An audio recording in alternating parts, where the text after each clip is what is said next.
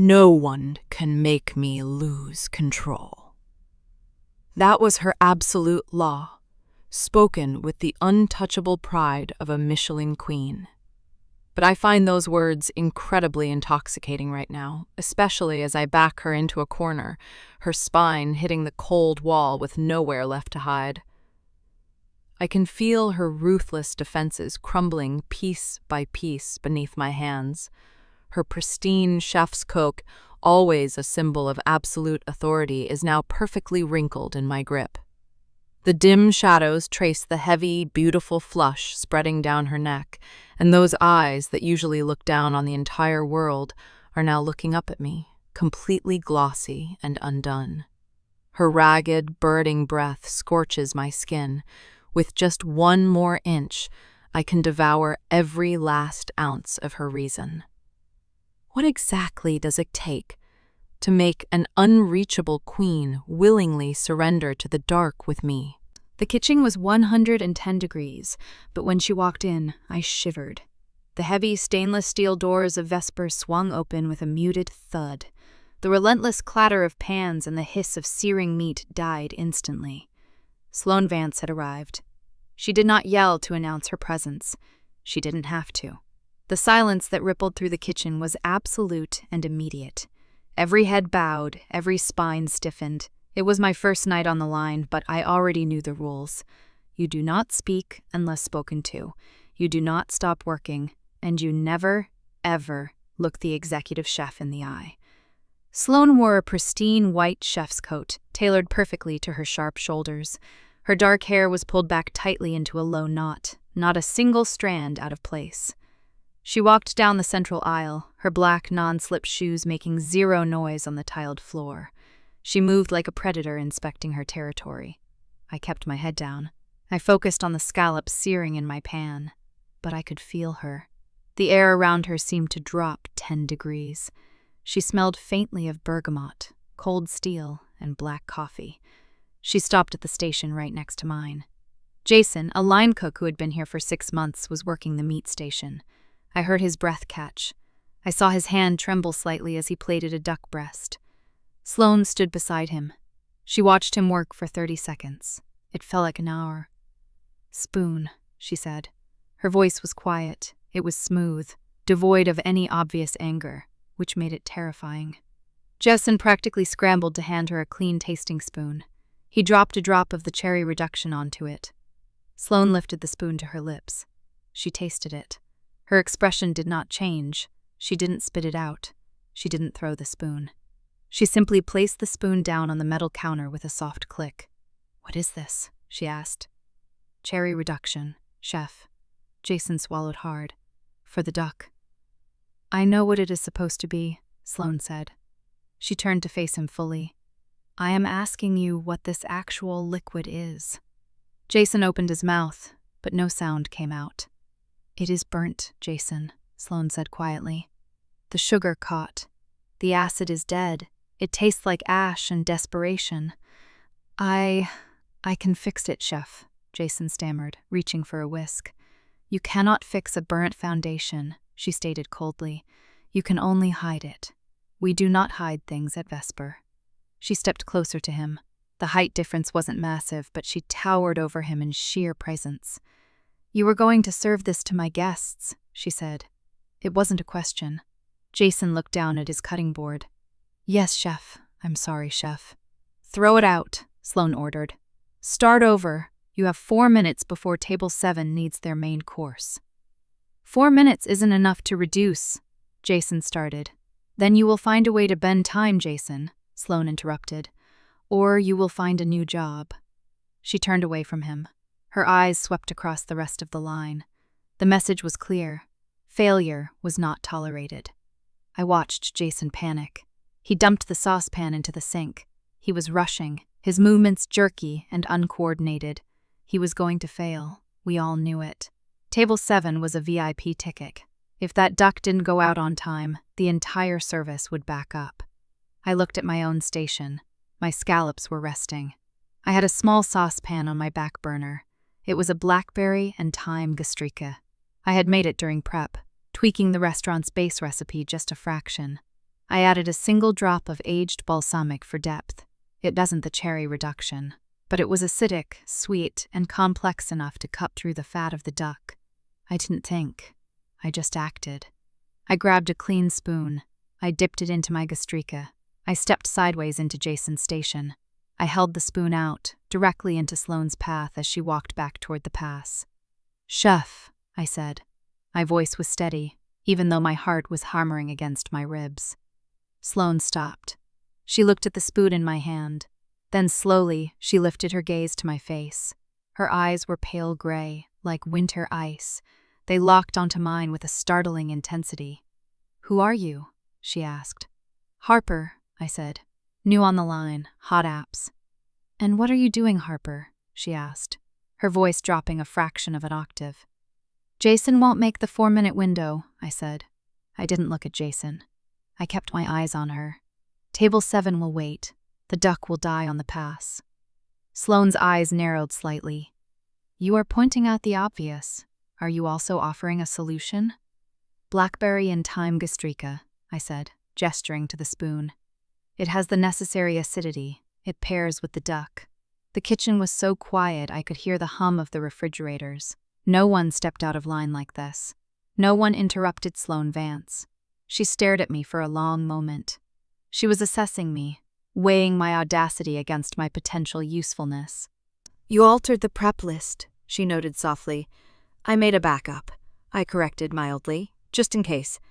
Sloane didn't smile, but something shifted in her cold gaze, a tiny flicker of curiosity. She reached out, her fingers brushed against mine as she took the spoon. Her skin was incredibly cold. I held my breath as she brought the spoon to her mouth. She tasted the gastrique. She closed her eyes for a brief second. I watched the line of her throat as she swallowed. When she opened her eyes, the ice was still there, but it was sharper now, more focused. "You added aged balsamic," she said. "Yes, chef, it wasn't in the recipe." "It needed depth," I replied, standing my ground. Sloane looked down at the dark liquid remaining on the spoon. She turned to Jason, who was frozen by his sink. "Plate the duck," Sloane commanded. "Use Harper's gastrique." Jason practically sagged with relief. "Yes, chef." Sloane turned her attention back to me. She stepped half a pace closer. The smell of bergamot washed over me again. "It is an acceptable substitute," she said softly, her eyes holding mine. "But if you ever alter one of my recipes without permission again, I will throw you out of my kitchen myself."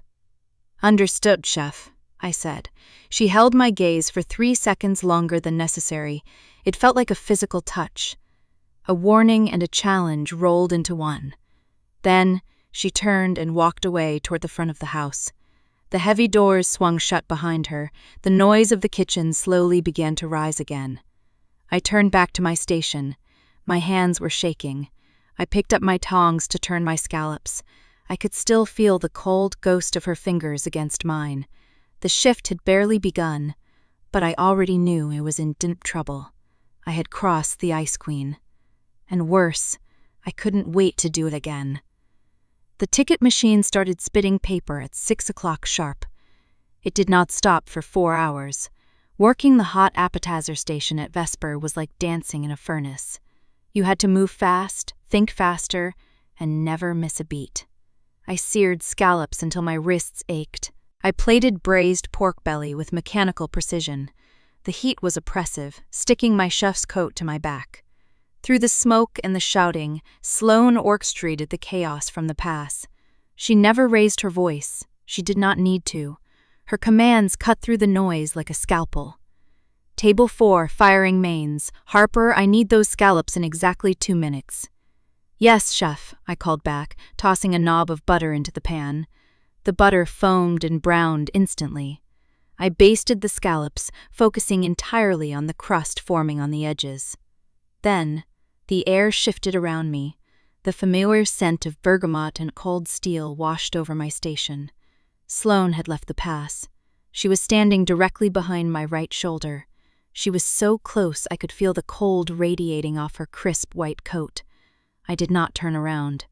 I could not afford to break my rhythm. I just kept basting.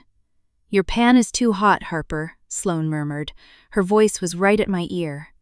A shiver raced down my spine despite the blazing heat of the stove. "The butter is on the edge of breaking," she continued softly. "Control your heat. Do not let the fire control you." I pulled the pan off the burner for exactly 3 seconds. I let the residual heat finish the cooking process. I transferred the scallops to the plate with my tongs. They were perfectly caramelized. Sloane leaned over my shoulder to inspect the plate. Her arm brushed against mine. It was a brief, seemingly accidental touch, but it felt like a static shock. She did not pull away immediately. She lingered in my space for a fraction of a second longer than necessary. "Better," she said simply. Then she turned and walked back to the pass. I let out a breath I did not know I was holding. My hands were trembling slightly as I wiped down the rim of the plate. The rest of the service was a blur of adrenaline and exhaustion. When the final ticket was cleared, the kitchen collectively exhaled. The harsh, overhead fluorescent lights snapped on. It was time to squirt the stations down. I was scrubbing my cutting board with bleach when Marcus, the sous chef, tapped my shoulder. "Chef wants to see you in her office," he said. His expression was grim and unreadable. My stomach dropped. I tossed my dirty towel into the laundry bin and wiped my sweaty palms on my apron. Sloane's office was located at the very back of the kitchen, behind a heavy, frosted glass door. I knocked twice. A sharp, clear "enter" echoed from inside. I pushed the heavy door open. The temperature in the room was easily 10 degrees colder than the hallway outside. The office was completely sterile. It featured a black desk, stainless steel shelves, and absolutely no personal items. Sloane was sitting behind her desk. She had removed her chef's coat, revealing a crisp black button-down shirt that hugged a frame. She was reviewing a stack of inventory sheets. She did not look up when I walked in. "Close the door, Harper," she ordered, her tone flat. I shut the door securely. The heavy glass cut off all the ambient noise from the kitchen. The sudden silence was deafening. I stood in front of her desk. I kept my posture straight and locked my hands behind my back. She let me stand there in silence for 2 full minutes. It was a classic, calculated power play. Finally, she set her pen down with a sharp click. She folded her hands on the desk and slowly looked up at me. Those pale gray eyes pinned me in place. She analyzed me like a complicated recipe she was trying to deconstruct. "You have a reckless streak," Sloane stated. It was not a question. "I made a judgment call during service, chef," I replied evenly, refusing to look away.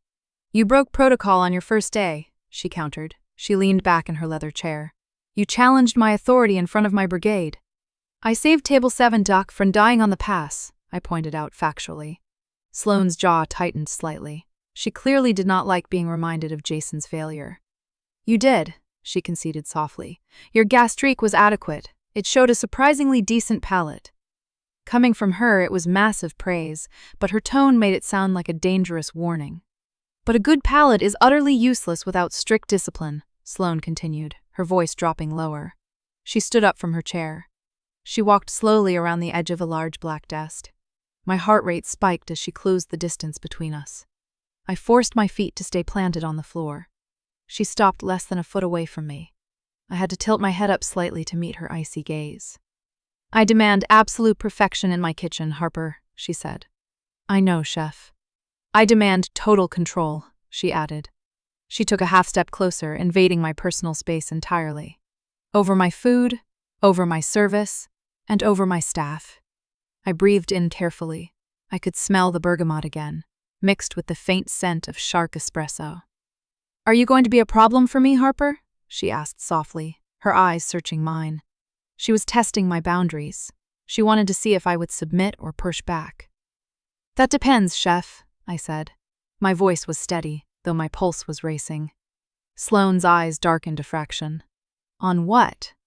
"On whether you prefer absolute, unquestioning obedience," I said, meeting her gaze dead on. "Or actual brilliance." Heavy silence stretched between us. The air in the freezing office felt thick and electrified.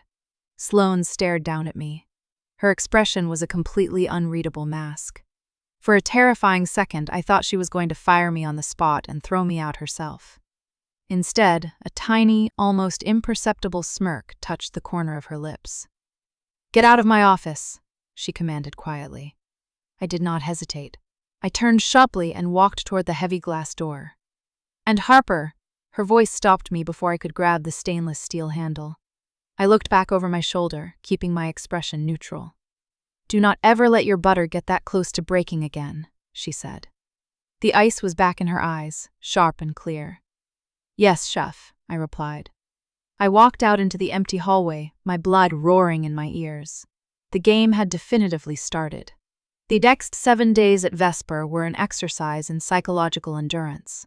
Sloane did not fire me, but she made sure I paid for my audacity. She placed a target squarely on my back. I arrived at 1 in the afternoon every day to find a mountain of prep work waiting specifically for me. She assigned me the most tedious, high-stakes tasks the kitchen had to offer. On Tuesday, it was breaking down a 60-pound halibut with surgical precision. On Wednesday, it was peeling 50 pounds of pearl onions without tearing a single layer of flesh. She never praised the completed work. She only inspected it for flaws with a terrifying, silent intensity. By Friday afternoon, my hands were covered in tiny cuts, and my back ached down to the bone. I was standing at a steel prep table, carefully extracting lobes of uni from spiky sea urchin shells. It required a delicate touch and absolute focus. The kitchen was relatively quiet, hummed only by the sound of simmering stocks and the low chatter of the prep cooks. Then, the heavy glass door of Sloane's office clicked open. The ambient chatter died instantly. Everyone put their heads down and focused intensely on their cutting boards. Sloane walked out carrying a sleek, slate-gray ceramic plate. She set it down on the central stainless steel pass. "Marcus," she called out, her voice slicing through the heavy air. "Harper, here." Marcus, the towering sous chef, wiped his hands quickly and hurried to the pass. I set my tweezers down, rinsed my hands, and followed him. Sloane stood behind the pass, her arms crossed over her pristine white chef's coat. On the slate plate sat a stunning new crudo dish. It featured translucent slices of raw spot prawn, delicate dots of yuzu gel, and a dusting of green powder. "The new first course for the summer tasting menu," Sloane announced quietly. "Spot prawn, yuzu, fermented green garlic powder." She handed a small tasting fork to Marcus. "Taste." Marcus carefully took a bite, closing his eyes to analyze the flavors. He chewed slowly and swallowed. "It's brilliant, chef," Marcus said smoothly. "The prawn is incredibly sweet. The yuzu cuts through it perfectly." Sloane did not react to his praise. She did not even look at him. She picked up a second silver tasting fork and held it out to me. Her pale gray eyes locked onto mine. "Harper," she commanded softly. I took the fork from her hand. Our fingers did not touch, but I could feel the cold oath radiating from her skin. I leaned over the plate, studying the composition before taking a bite. The texture of the prawn was flawless, melting on the tongue like butter. The yuzu provided a sharp, acidic punch that woke up the palate. But as the flavors settled on the back of my tongue, something felt incomplete. It was bright and sharp, but it lacked a grounding element. I set the fork down on the metal counter. I looked up to find Sloane watching me with plateaued stillness. "Well?" she asked. The single word hung heavily in the quiet kitchen. Marcus shot me a warning glare from the corner of his eye. He was silently begging me to just agree and walk away. "The prawn is perfect, chef," I started, keeping my voice even. "The yuzu gel is sharp and clean." Sloane's expression remained entirely blank. But it floats," I said honestly, refusing to back down from her gaze. "It hits the high notes, but there is no base. It needs texture and earthiness to ground the sweetness of the seafood." Someone down the line dropped a metal pan. The clatter echoed loudly, emphasizing the sudden, terrifying silence that followed my words. Marcus actually stopped breathing next to me. Sloane did not blink. She uncrossed her arms and placed her hands flat on the stainless steel counter. "Show me," she challenged, her voice dropping to a dangerous whisper. I did not hesitate. I turned away from the pass and walked quickly to my prep station. I grabbed the small plastic deli container. Inside were toasted buckwheat groats that I had tossed in a smoked sea salt earlier that morning for a different dish. I walked back to the pass. Sloane had not moved a single inch. I reached across the pass, invading her personal space just a fraction. I used my thumb and forefinger to sprinkle a tiny pinch of the smoked buckwheat over the crudo. Smoked buckwheat, I explained quietly, dropping my hand back to my side. Nutty, earthy, and it provides a crunch. Sloane stared at the altered plate. She picked up her own tasting fork and took a precise, deliberate bite. The kitchen held its collective breath. We all waited for the inevitable explosion. Sloane chewed slowly. Her eyes fluttered shut for just a fraction of a second. When she opened them, the ice in her gaze had shifted into something entirely different. It was a dark, calculated heat. She set the fork down with a sharp click.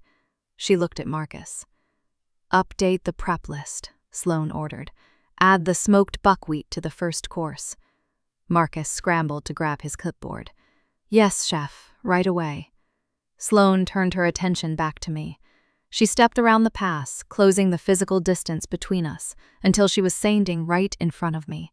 I could smell the sharp bergamot again, mingling with the scent of the yuzu. "You are arrogant, Harper," she murmured, her voice meant only for my ears. "I am observant, chef," I corrected softly, holding my ground. She tilted her head slightly, studying my face as if looking for a crack in my composure. "Starting tonight, you are no longer on hot appetizers," she stated flatly. My stomach dropped. I thought she was firing me after all. "You are moving to the meat station," Sloane continued, her eyes never leaving mine. "You will be working directly next to the pass." The meat station was the hardest, most punishing position on the line, and working next to the pass meant I would be standing right beside her for the entire service. "It is the most demanding station we have," she added, her voice dropping into a low, smooth cadence. "If you fail there, there is nowhere else to hide." "I won't fail," I promised. "We will see," she said.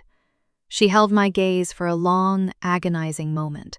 The air between us crackled with unspoken tension.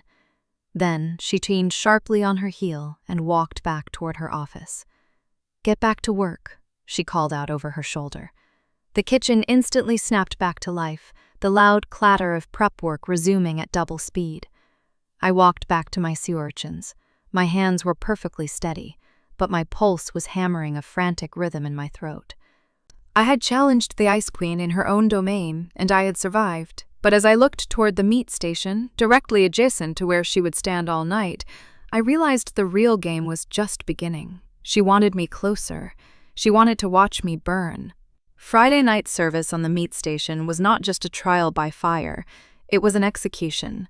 The physical space between my cutting board and Sloane's position at the pass was exactly 24 inches. I was entirely trapped in her orbit. Every move I made was under her microscopic scrutiny. The ticket printer began its relentless mechanical screaming at 6:30. I fired 3 dry-aged ribeyes, 2 venison loins, and a delicate squab all within the first 10 minutes. The heat from the grill was a physical wall against my face. Smoke plumed in thick, heavy clouds, fat rendered and hissed aggressively in hot iron pans. Sloane orchestrated the chaos with terrifying calm. She stood right beside me, a pillar of absolute ice in the middle of an inferno. I could feel her eyes tracking my hands. I could hear her steady breathing underneath the roar of the ventilation hoods. "Table 12 main courses," Sloane called out, her voice cutting through the noise. "Harper, where is my venison?" "Resting, chef," I answered loudly, not looking up from the squab I was basting in brown butter. "It needs to slice in 30 seconds, she warned. "It will be perfect in 20, I shot back. I heard Marcus, the sous chef, suck in a sharp breath down the line. You did not talk back to Sloane Vance, but Sloane did not reprimand me. She simply stepped half an inch closer to my station. I grabbed my slicing knife. I pulled the venison loin onto my board. I did not measure. I did not hesitate. I made 3 swift, clean cuts through the dark, crusted meat. The center was a flawless, edge-to-edge ruby red. It was textbook medium rare. I transferred the slices to the waiting heated plate. I slid it exactly into the center of her field of vision at the pass. Sloane looked at the meat. Then, very slowly, she turned her head to look at me. Our eyes locked for a split second. The heat in the kitchen seemed to vanish entirely, replaced by a sudden electric cold. She did not say a word. She simply grabbed a cloth, wiped the edge of the plate, and handed it to a runner. We fell into a brutal, unspoken rhythm for the next 3 hours. It was a violent ballet. We moved around each other without colliding. I anticipated her calls before she made them. I handed her tasting spoons before she asked. By the time the final ticket was spiked, I was completely drained. My chef's coat was soaked with sweat, and my forearms were dotted with tiny grease burns. The kitchen crew scrubbed down the line with exhausted, quiet efficiency. By 1 in the morning, the stainless steel gleamed and the lights were dimmed. Everyone clocked out. Marcus was the last to leave, tossing me a tired nod as he pushed through the back doors. I did not leave immediately. My adrenaline was still running too high to sleep. I pulled out my whetstone and set it on a damp towel over my clean prep table. I retrieved my primary chef's-knife from my roll. The rhythmic, scratching sound of steel scraping against wet stone filled the empty kitchen. It was my way of coming down from the high of a brutal service. I was entirely focused on the angle of the blade. I did not hear the door to the office open. I did not realize I was no longer alone until the scent of bergamot washed over me. Sloane was standing on the opposite side of my prep table. She had changed out of her chef's coat into a black cashmere turtleneck. The dark fabric made her pale skin and silver-gray eyes look almost unearthly in the dim light. My hand faltered for a fraction of a second. The blade caught on the stone with a harsh scrape. "You are throwing off the bevel," Sloane murmured quietly. Her voice was like velvet in the quiet, empty room. It lacked the sharp, commanding edge she used during service. I stopped moving. I placed the blade flat against the stone. "I lost my angle," I admitted softly, looking up at her. She walked slowly around the stainless steel table. The only sound was the soft click of her leather boots on the tile floor. She stopped right next to me. We were standing shoulder to shoulder. The distance between us was entirely gone. "Show me," she commanded. It was not a request. I picked up the heavy knife by the handle. I held it out slightly, offering it for her inspection. Sloane did not take the handle. Instead, she reached out and pinched the very tip of the steel blade between her thumb and forefinger. Her skin was startlingly cold against the metal. "Carbon steel," she noted softly, her eyes focused on the knife. "High maintenance. It rusts if you neglect it for even a minute." "It holds a sharper edge than stainless," I replied. My voice sounded slightly raspy in my own ears. "It does," she agreed, "but it requires constant vigilance. It demands total focus." She slid her fingers further down the blade. She stopped just a millimeter away from the sharpened edge. "Are you focused, Harper?" she asked, finally dragging her gaze away from the steel to look at my face. Her eyes were dark and heavy. The air between us suddenly felt entirely too thin to breathe. "Always, Chef," I answered. I forced myself to hold her stare. "You performed well tonight," she said quietly. It was a rare, dangerous compliment. "You survived the pressure." "I thrive in the heat," I countered smoothly. Sloane's gaze dropped briefly to my lips before snapping back up to my eyes. A tiny, almost invisible tension tightened her jaw. "Heat is easy to manage," she whispered, stepping a fraction of an inch closer. I could feel the cold radiating from her clothes. I could see the slight rise and fall of her chest under the dark cashmere. "It is the cold that breaks things," she finished. She let go of the blade. Her fingers brushed lightly against my knuckles as she pulled her hand away. The touch was feather-light, but it sent a violent shockwave straight up my arm. My breath hitched audibly. Sloane definitely heard it. A slow, incredibly subtle smirk ghosted across her lips. She took a deliberate step backward, rebuilding the physical wall between us. The spell shattered instantly. "Finish your edge, Harper," Sloane said, her voice returning to its normal, brisk temperature, "and lock the back door when you leave."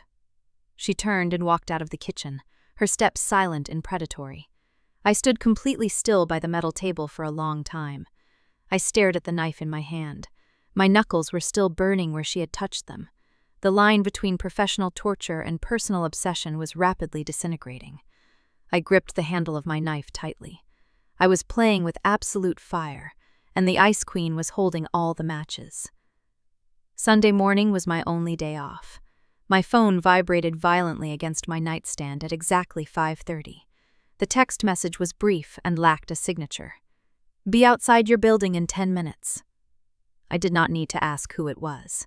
I threw on faded black jeans, a heavy wool sweater, and my wuck boots. The street was completely empty when I walked out. A sleek black SUV was idling quietly by the curb. The tinted passenger window rolled down with a smooth hum. Sloane looked at me from behind the steering wheel. She wore a tailored dark gray trench coat. Dark sunglasses hid her eyes despite the heavy pre-dawn gloom. "Get in," she instructed. Her voice held no room for negotiation. I climbed into the passenger seat and pulled the heavy door shut. The interior smelled intensely of expensive leather and her signature bergamot.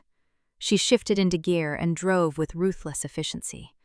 We left the city limits behind as the sky slowly turned a bruised metallic purple. "Where are we going, Chef?" I asked, watching the concrete skyline fade into dense pine trees. "We are finalizing the autumn tasting menu today," Sloane replied, keeping her eyes fixed on the empty road. "I need to inspect the new foragers' hall myself." "And you need me to carry the heavy boxes?" I guessed, keeping my tone carefully neutral. A faint, breathy sound escaped her. It might have been a scoff or a very short, suppressed laugh. "I knew your palate, Harper," she said quietly. "You proved on Friday that it is not entirely useless." Coming from Sloane Vance, that was practically a glowing declaration of respect. I kept my mouth shut and watched the trees blur past. We arrived at a sprawling, heavily wooded farm property an hour later. The morning air was biting cold and smelled sharply of damp earth. A bearded man in a thick flannel shirt greeted Sloane with obvious nervous reverence. He quickly led us into a massive, climate-controlled barn. Wooden crates were stacked meticulously everywhere. They were overflowing with wild greens, gnarled roots, and obscure fungi. Sloane moved through the narrow aisles like a general inspecting troops. She dismissed a large crate of golden chanterelles with a single brutal glance. "Too much moisture," she told the forager flatly. "They will turn to mush the second they hit a hot pan." The man nodded frantically. He immediately moved the offensive crate out of her sight. Sloane stopped abruptly in front of a small, unvarnished wooden box lined with damp moss. Inside lay several pale, slender mushrooms. "White truffles?" I asked, stepping closer to observe. "No," Sloane said. She finally removed her dark sunglasses and slipped them into her coat pocket. "Matsutake, the very first of the season." She reached carefully into the box. She picked up a single mushroom with absolute surprising reverence. "Smell it," she commanded, holding it out toward my face. I leaned in closely. The scent was incredibly complex and completely overpowering. It smelled aggressively of pine needles, wet autumn soil, and something strangely spicy. "Cinnamon," I murmured, closing my eyes to isolate the distinct notes, "and damp cedar, maybe a hint of wild mint." Sloane withdrew her hand slowly. She looked at me with an intense, unreadable expression. "Most cooks just smell dirt," she noted quietly. "Most cooks aren't paying attention to the details," I replied. She turned back to the nervous forager. "We will take the entire box. And all of your wildwood sorrel?" The drive back to the city was heavy with unspoken words. The silence in the car was thick, actively pressing in on my chest. The heater blew warm air over my freezing hands. Sloane drove with one hand resting casually at the top of the steering wheel. Without the harsh fluorescent lights of the commercial kitchen, she looked subtly different. The ice was still definitely there, but the sharpest edges seemed slightly softer in the morning light. "Why did you become a chef, Harper?" she asked suddenly. The question completely caught me off guard. She had never asked me a single personal question before this moment. "Control," I answered honestly after a brief pause. "The world outside is chaotic, but in a hot pan with heat and salt, I make the absolute rules." Sloane glanced at me briefly. Her pale gray eyes studied my profile for a long, heavy second. "A dangerously naive perspective," she said softly, returning her gaze to the road. "The kitchen does not give you control. It simply provides a much smaller arena for you to lose it in." Is that why you rule your brigade with absolute terror? I asked. The reckless words were out before I could bite my tongue. I instantly braced myself for her cold fury. Instead, Sloane simply stared at the highway ahead. The muscles in her jaw tightened visibly. Fear is completely predictable, Sloane stated coldly. It ensures strict obedience. Obedience ensures absolute perfection. Perfection is boring, I argued, leaning back slightly in my leather seat. The heavy SUV swerved a fraction of an inch as Sloane gripped the steering wheel noticeably harder. Perfection is the only thing that actually matters, she snapped. Her voice was suddenly sharp, brittle, and defensive. Food is supposed to make people feel something, I pushed back, gently but firmly. Fear doesn't taste good, chef. It just tastes cold. Sloane slammed on the brakes. The SUV pulled sharply and aggressively onto the gravel shoulder of the empty highway. She threw the heavy car into park with a violent click. She unbuckled her seatbelt and turned her entire body to face me. The space in the car suddenly felt suffocatingly, dangerously small. "Do not ever presume you understand my food, Harper," she warned. Her voice was a low, trembling whisper filled with a strange, restrained energy. "I understand that you hide behind it," I said. My heart was pounding against my ribs, but I absolutely refused to look away. She leaned heavily across the wide center console. She invaded my physical space until I could see the tiny, shattered flecks of silver in her pale gray eyes. "I hide from nothing," she whispered fiercely. Her face was mere inches from mine. I could clearly feel the heat radiating from her skin beneath the cold trench coat. The tension snapped tight between us like a physical electrified wire. My gaze involuntarily dropped to her lips for one fatal, silent second. Sloane completely froze. She saw exactly where I was looking. The oxygen in the car vanished entirely. For an agonizing, endless moment, neither of us breathed or moved. Then, Sloane pulled back rapidly as if she had been physically burned.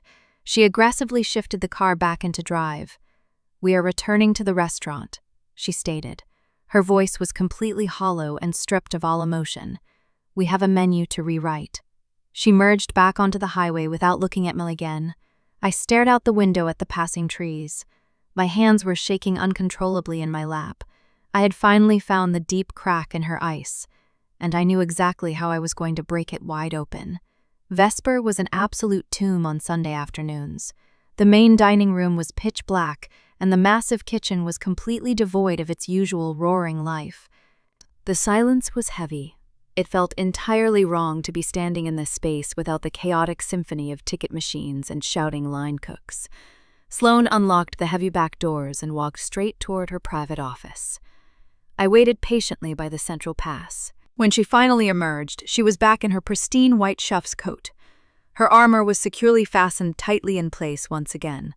Her hair was pulled back into that severe, perfect knot. The slight softness I had seen in the cards completely eradicated. "Set up Station 3, she ordered briskly, not looking in my direction. "We are developing the nantatake course immediately." I gathered the necessary pans and tools in silence. I brought out the unvarnished wooden box of wild mushrooms and placed it gently on the steel counter. Sloane began to clean the delicate fungi with a small, soft, bristled brush. Her movements were incredibly precise, almost robotic in their execution. She was deliberately avoiding my eyes. The intense electric tension from the highway shoulder still hung heavily in the air between us. "We need a perfectly clear broth for this," Sloane stated smoothly, her eyes locked on her cutting board. "A traditional kombu and veneto dashi. It will highlight the absolute purity of the matutoke." "It will be clean," I agreed, turning on my induction burner with a sharp click. "But it will also be incredibly safe. It won't tell the actual story of the forest." Sloane paused her brushing mid-stroke. She slowly looked up, the muscles in her jaw tight and clearly defined. "I am not interested in culinary storytelling, Harper," she said coldly. "I am interested in precise flavor profiles and execution." "They are the exact same thing, chef," I countered calmly, holding her hard stare. I reached for a bundle of the wildwood sorrel we had also purchased. Then I walked purposefully toward the large wood-fired grill at the back of the line. I grabbed a small piece of untreated cedar wood from the fuel bin. I threw it directly onto the glowing, dying embers of the fire pit. Sloane turned her body completely to watch me. "What exactly are you doing?" "Building a proper foundation," I answered evenly. I let the rough cedar catch fire and burn until it was heavily and violently charred. Then, I carefully extracted it with long metal tongs. I walked back to my station. I dropped the smoking, blackened wood directly into my simmering pot of basic dashi. The liquid hissed aggressively. A massive plume of fragrant, smoky steam immediately rushed upward and filled the kitchen. It smelled exactly like the cold, damp morning in the deep forest. It smelled like earth, fire, and survival. Sloane stepped completely away from her cutting board. She walked slowly, almost involuntarily, toward my simmering pot. "You are intentionally muddying a perfectly clear, refined broth," she said quietly. Her tone was accusatory, but her eyes betrayed a deep curiosity. "I am adding necessary depth," I corrected gently. "Taste it before you decide to throw it out." I let the dark liquid simmer for exactly 3 minutes. Then I strained the golden broth rapidly through a fine mesh sieve. I poured a small amount of the hot, fragrant liquid into a shallow white porcelain tasting bowl. I picked up a polished silver spoon. I turned fully to face her. She was standing barely a foot away from my chest. I did not hand her the small bowl. I dipped the silver spoon into the steaming liquid and held it directly up to her lips. It was a brazenly intimate gesture. It completely crossed every single professional boundary we had left standing. Sloane stared down at the silver spoon. Then, slowly, she raised her pale, wintry eyes to meet mine. Her breathing was visibly uneven. I could see the rapid, frantic pulse beating wildly at the fragile base of her throat. She didn't step back. She didn't reprimand me or swat my hand away. She parted her lips slightly and leaned forward. She closed her eyes completely as she took the hot broth from the spoon. I watched her throat work elegantly as she swallowed. I watched the rigid tension completely melt out of her broad shoulders. The silence in the massive kitchen was deafening. The only sound left in the world was the low, steady hum of the commercial refrigerators. Sloane opened her eyes. The cold, analytical mask she wore for the world was entirely gone. Her eyes were dark, widely dilated, and filled with a raw, terrifyingly unprotected vulnerability. "It tastes like smoke," she whispered softly into the quiet space. "It tastes like the earth," I murmured, holding my ground and stepping a fraction of an inch closer. "It tastes real." She looked down at the empty silver spoon, still hovering awkwardly between us. Then she looked directly back up into my eyes. She reached out blindly. She wrapped her long, freezing fingers directly over my hand, completely trapping the spoon in my grip. Her grip was surprisingly desperate and tight. Her cold thumb traced the tense, aching line of my knuckles. "You are ruining my entire menu," Sloane said, her voice fractured and cracked slightly on the last word. "I am fixing it," I replied fiercely, absolutely refusing to break her gaze or retreat. She stepped completely into my personal space. The physical distance between us finally evaporated into thin air. I could feel the intense heat radiating from her chest against my arm. I could smell the sharp, intoxicating blend of her bergamot and my wood smoke. "You do not know when to stop pushing," she breathed heavily. Her gaze dropped like a physical weight to my mouth again. "Tell me to stop," I challenged softly, my voice barely a whisper. "Give the order, chef. I will step back right now and never do it again." Sloane's grip on my hand tightened painfully. Her entire body was trembling with the violent effort of holding herself back. The impenetrable Ice Queen was actively fracturing right in front of me. She was fighting a massive, losing battle against her own rigid need for control. "I can't," she whispered helplessly. The confession was broken and barely audible. She let go of my hand abruptly. She reached up with both hands and grabbed the heavy lapels of my white chef's coat. She pulled me forward with sudden, shocking violence. Her lips crashed desperately against mine. It was not a gentle, romantic kiss. It was a massive explosion of suppressed heat, silent anger, and desperate frustration. She tasted like bitter espresso and absolute, undeniable authority. Her mouth was incredibly demanding, fiercely possessive, and entirely overwhelming. My hands automatically flew up to find her waist, pulling her flush against my body. The silver spoon dropped from my hand and clattered loudly against the tile floor. Sloane groaned softly into my mouth, leaning her entire heavy weight into me. Her cold fingers tangled aggressively in the short hair at the nape of my neck. The kiss deepened rapidly, aggressively stripping away every single ounce of discipline and professional distance we had carefully built. We were just two people burning alive in the middle of a freezing room.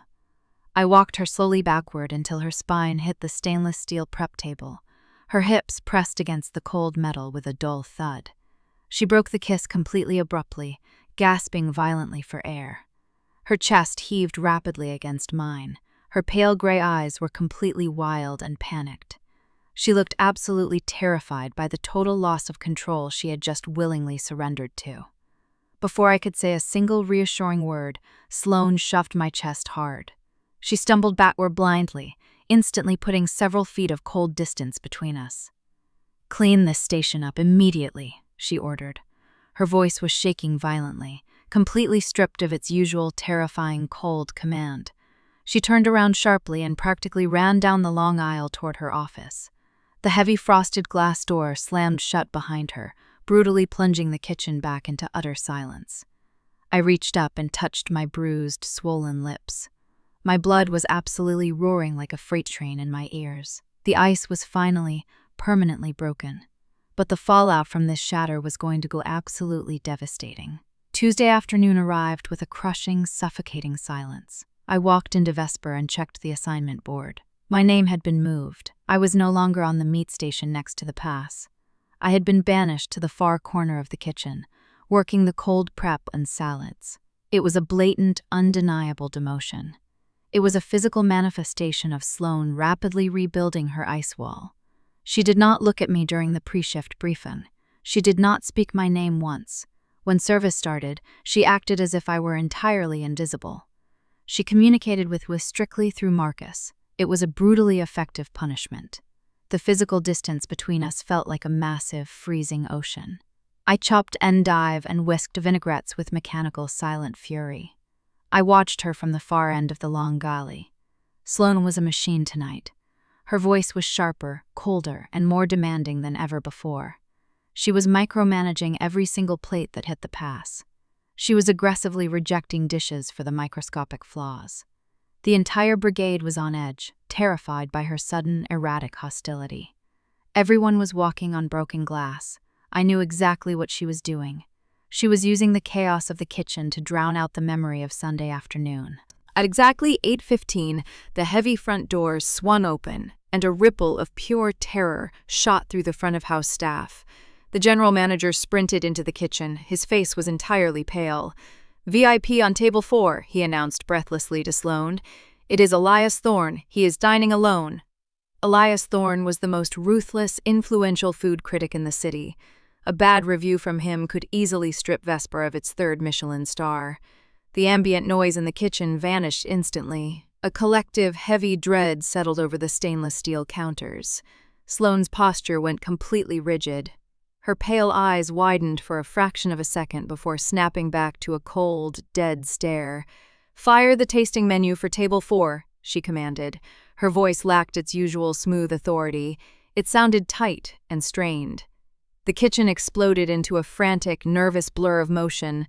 I watched Sloane closely from my distant station. I could see the tiny, almost invisible signs of her internal panic. She was wiping down the pass repeatedly, even though it was already spotless. She was checking the tickets 3 times over. She was losing her anchor. Her desperate need for control was violently working against her in this high-stakes moment.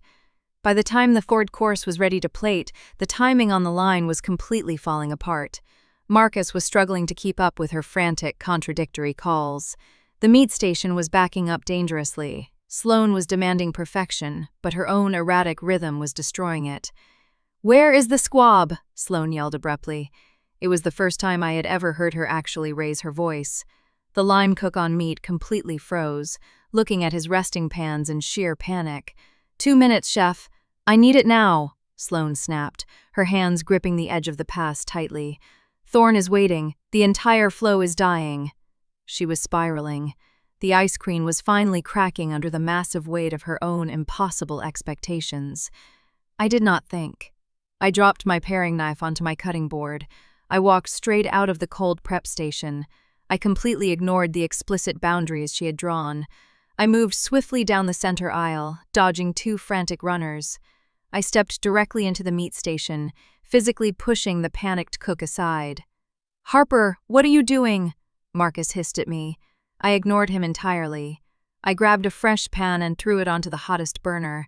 "The resting squab is dead," I stated loudly, projecting my voice over the roar of the fans.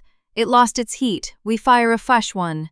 Sloane snapped her head up, her eyes locked onto mine, wide and filled with furious disbelief. "Get back to your station immediately," she ordered. "No, chef," I said calmly. I dropped a heavy knob of butter into the scorching pan. I grabbed a raw, prepped squab and threw it into the foaming fat. The aggressive hiss filled the tense silence of the kitchen. "I am the executive chef," Sloane said, stepping forward. Her voice was shaking with anger. "You do not countermand my orders." "You are suffocating your own kitchen," I replied, refusing to look away from the searing meat. "Step back and let us cook. I will give you a perfect plate in exactly 4 minutes." Nobody breathed. The entire brigade was waiting for me to be fired on the spot. Sloane stared at me. Her chest was heaving under her crisp white coat. She looked from my steady hands to the determined expression on my face.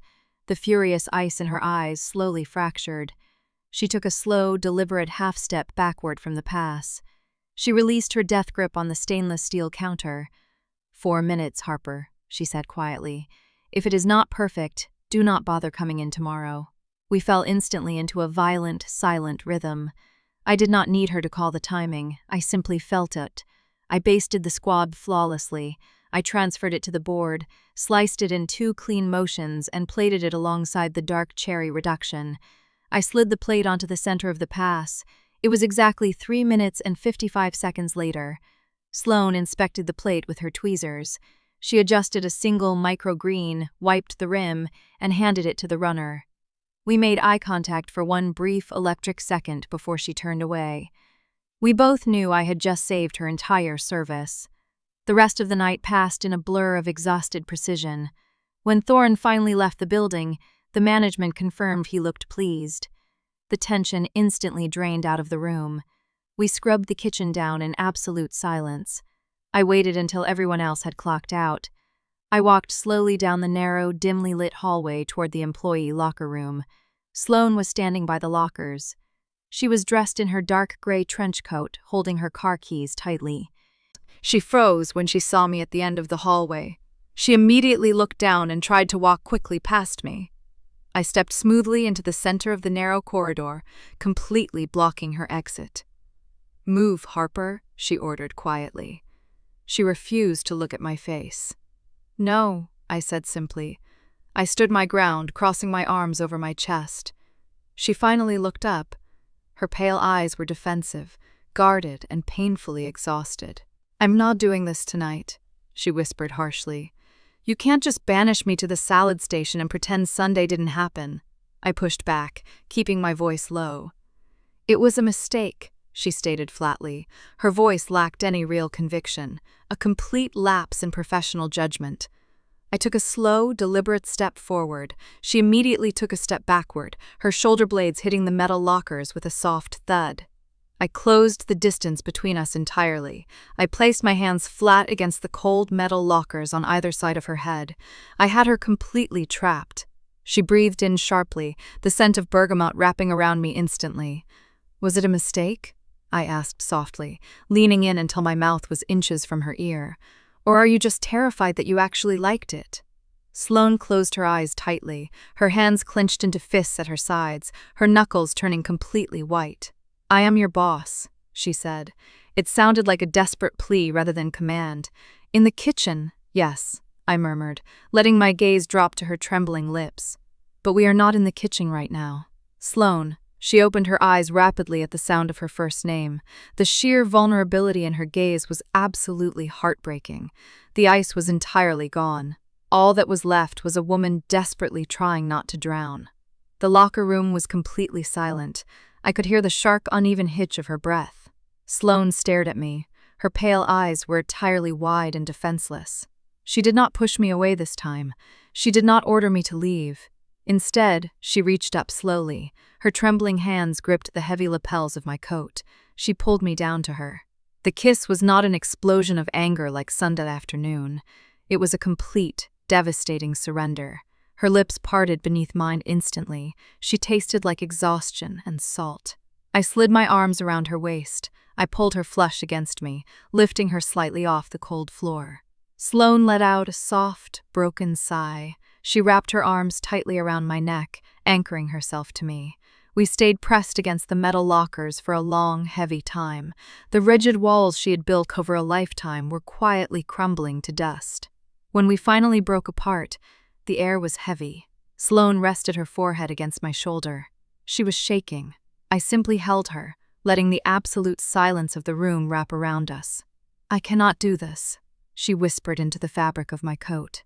"You already are," I answered quietly. She did not argue, but when she finally pulled away and walked out the door, her spine was rigid again.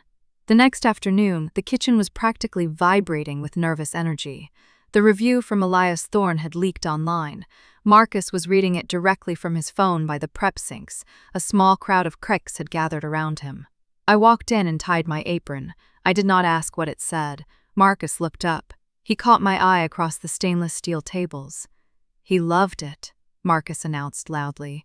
The entire kitchen let out a massive, collective cheer. "He said the execution was flawless," Marcus continued, scrolling down the screen. "But he specifically highlighted the squab." The kitchen went very quiet. Everyone knew exactly who had cooked that squab. "Thorne wrote that the meat possessed a wild, untamed perfection," Marcus read slowly. "He called it a sudden, brilliant departure from Vesper's usual calculated coldness." My stomach completely dropped. It was not a compliment to the executive chef. It was a direct critique of her entire philosophy. I looked toward the back of the kitchen. Sloane was standing in the doorway of her office. She had heard every single word. Her face was an absolute, unreadable mask of ice. She turned around and walked back into her office. The heavy frosted glass door clicked shut behind her. I worked the meat station again that night. Sloane stood beside me at the pass, but she was a complete ghost. She called the tickets flawlessly. She inspected the plates with brutal efficiency. But she never once looked at me. The physical distance between us was gone, but the emotional wall was 10 miles high. Service ended. The kitchen was scrubbed down and cleared out. I was packing my knives into my canvas roll when my phone buzzed. It was a single text message from her. "My office, now." I walked down the hallway. My chest felt tight and heavy. I opened the heavy door. The temperature in the office was freezing, exactly as it had been on my very first day. Sloane was sitting behind her black desk. She was wearing her tailored dark coat, ready to leave. There was a thick, cream-colored envelope resting on the center of the desk. "Sit down, Harper," she instructed quietly. I did not sit. I walked over and stood directly in front of the desk. "What is this, Sloane?" I asked, looking at the envelope. She flinched very slightly at the use of her first name, but she quickly recovered her cold composure. "It is a contract," Sloane stated flatly. "And a plane ticket." I frowned. I reached out and picked up the envelope.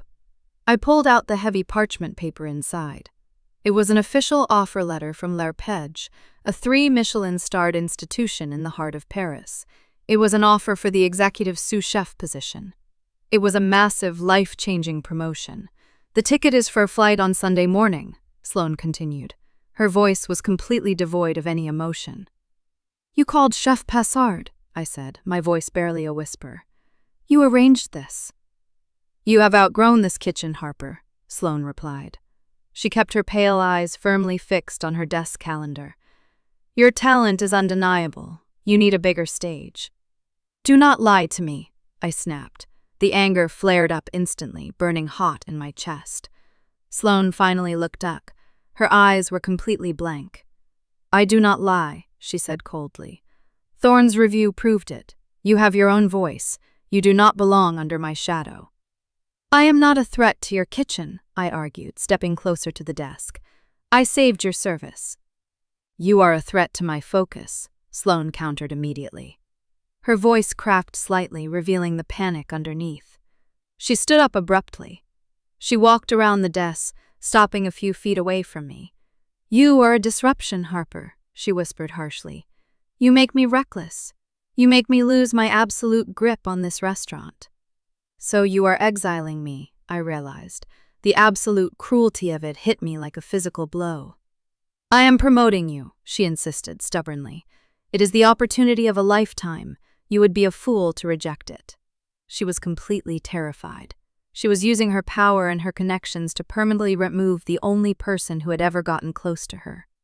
I looked down at the expensive parchment paper in my hand. It was everything I had ever worked for in my career, and it felt entirely like ashes. I stepped forward. I dropped the offer letter and the plane ticket directly onto the floor between us. Sloane stared down at the discarded envelope in shock.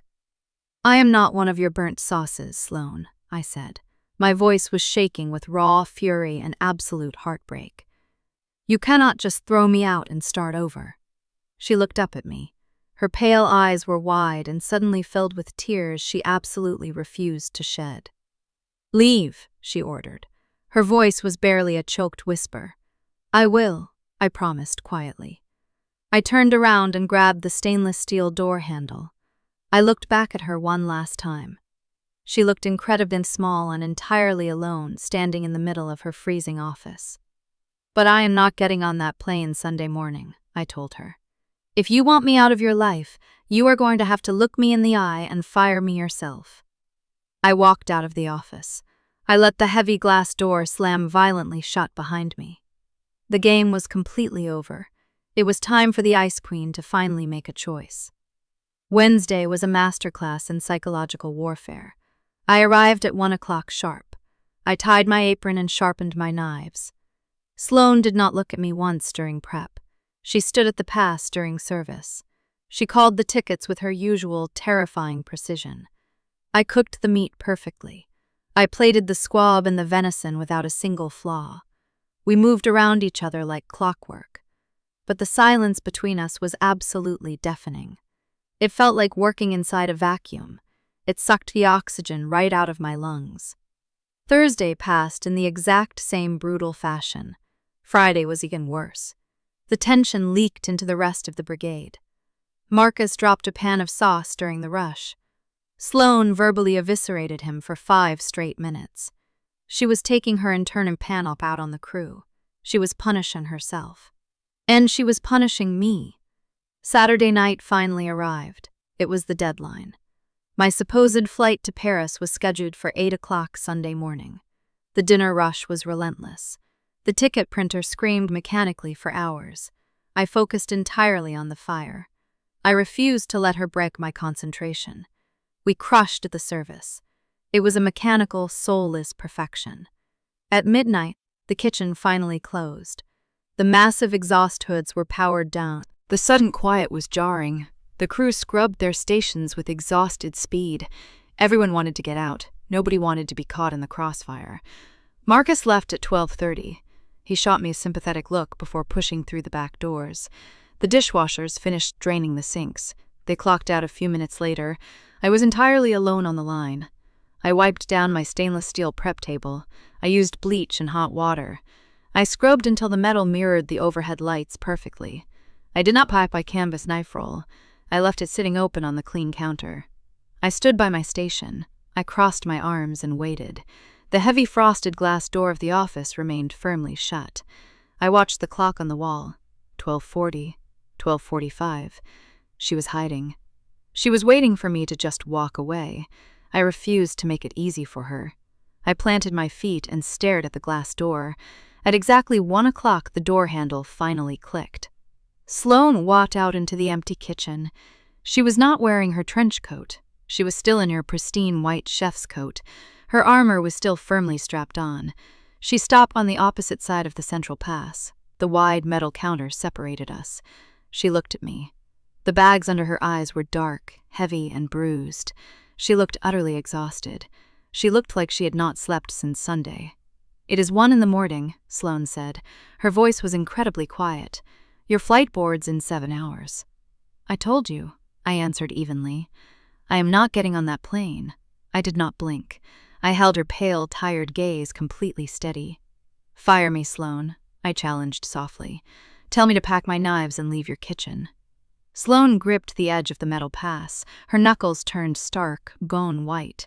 She stared blindly down at the spotless steel surface. The silence stretched out. It grew thin and fragile, ready to snap. Then, slowly, she let go of the counter. She walked deliberately around the pass. She stepped directly into my station. She stopped mere inches away from me. The scent of bergamot washed over me. "I drafted the termination paperwork," she whispered. "It is sitting on my desk right now." "Then sign it," I pushed back fiercely. I refused to give her a single inch of cover. Sloane closed her eyes tightly. A violent shudder ran through her entire body. "I can't," she breathed. The words sounded like a physical defeat. She opened her eyes. The impenetrable ice was completely shattered.